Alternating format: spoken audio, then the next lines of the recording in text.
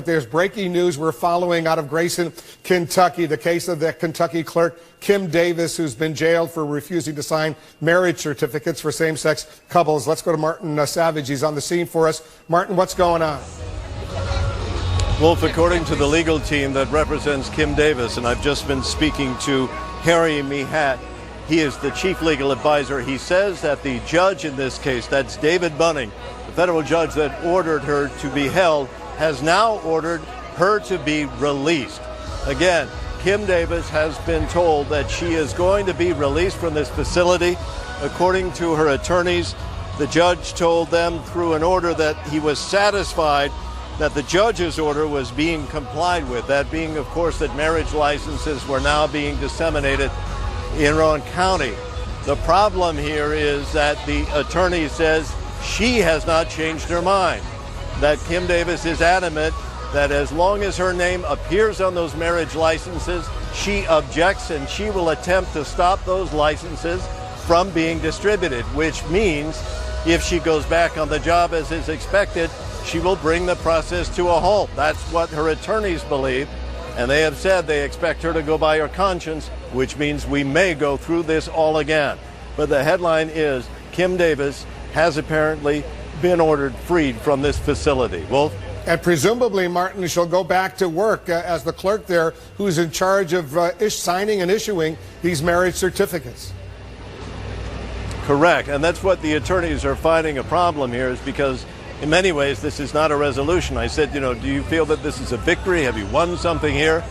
And they said no. They were actually very confused by the judge's ruling because it doesn't resolve what we know, what they know was the original problem that the clerk had, which was her name. She religiously was opposed to having her name appear on same-sex marriage licenses, and that hasn't changed. So they still anticipate she is going to walk out of this facility. They couldn't say if it was going to be in 5 minutes or 5 hours. But what happens after that when she shows up back on the job is anybody's guess. But it's looking like this could be repeated once more. Wolf? And Ted Cruz is down there. Mike Huckabee is down there. Two Republican presidential candidates expressing their support for Kim Davis. We're going to see what's going on. Let us know what you get when you get some more information, Martin. We'll report it to our viewers.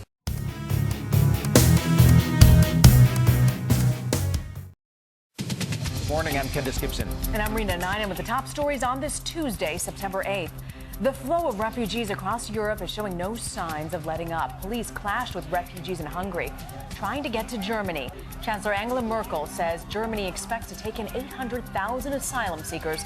The cost to her country, $10 billion. The Hungarian officers fired pepper spray into the crowd after they broke through police lines and began marching toward Budapest.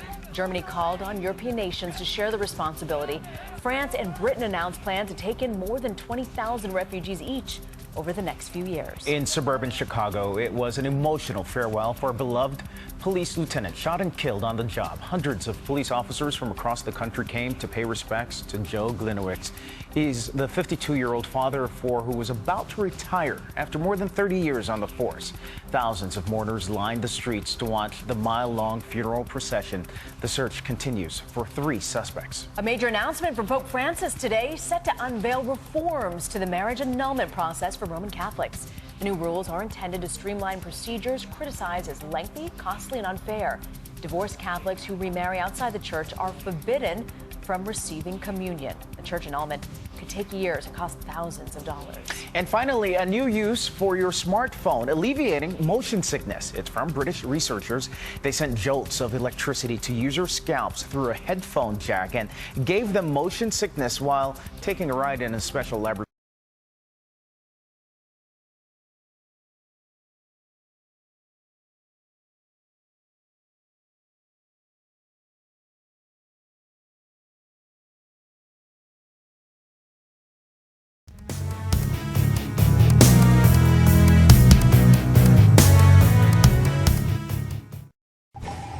Authorities are advising over 100,000 people to evacuate parts of Japan with the approach of Tropical Storm Etau. The video you're seeing is out of Hamamatsu. And get this, the system hasn't even made landfall yet. And there's some spots that have already seen over 1 foot of rain. Yeah, over 12 inches of rain. That's a ton. And there's a lot more to come over the next couple of days. So this thing's going to be a big deal.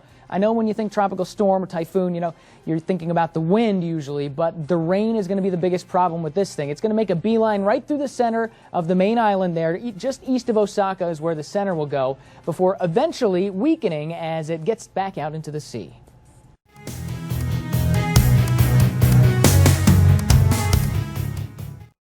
Well, hello, fall. We're looking at some cooler temperatures on the way, 70s and 80s through the Midwest. Now, this is associated with a cold front that's going to continue to push to the east. So the Northeast, they're kind of baking right now in the 80s and 90s. But as that front continues to push off to the east, the cooler air will continue to move. And that means by Thursday, right into the weekend, you'll be looking at some more comfortable temperatures. So the setup overall is that jet stream to the north will start to dip down to the south by about Thursday and really cool things off into the weekend.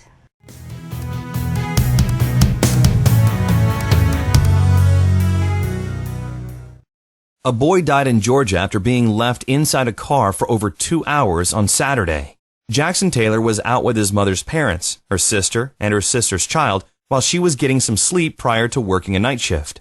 At around 3 p.m., the 11-month-old boy and his relatives returned home from church, but his grandparents forgot about him, each one apparently thinking the other had grabbed the child, according to Walker County Sheriff Steve Wilson. Each adult may have thought the other adult had responsibility to get that child out. It was 90 degrees outside. The car and inside temperatures could have reached as high as 170 degrees. Jackson's mother awoke at 5:30 p.m. and asked where he was. Each grandparent shot the other a glance as his mother proceeded to run to the car. Her worst fear had been realized. Attempts to revive the boy failed. He was pronounced dead at the hospital. Police are currently ruling the death an accident.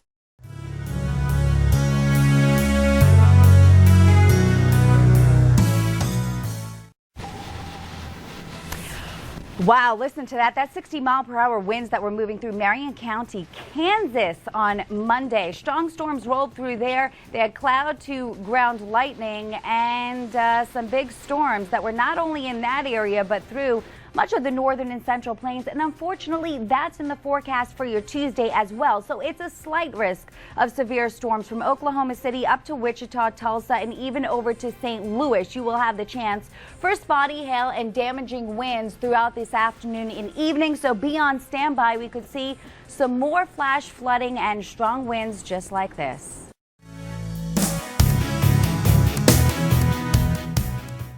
Back now with a story of a maverick Midwest judge who is doing things his way. Some of his punishments involve a chicken costume and a 30-mile walk.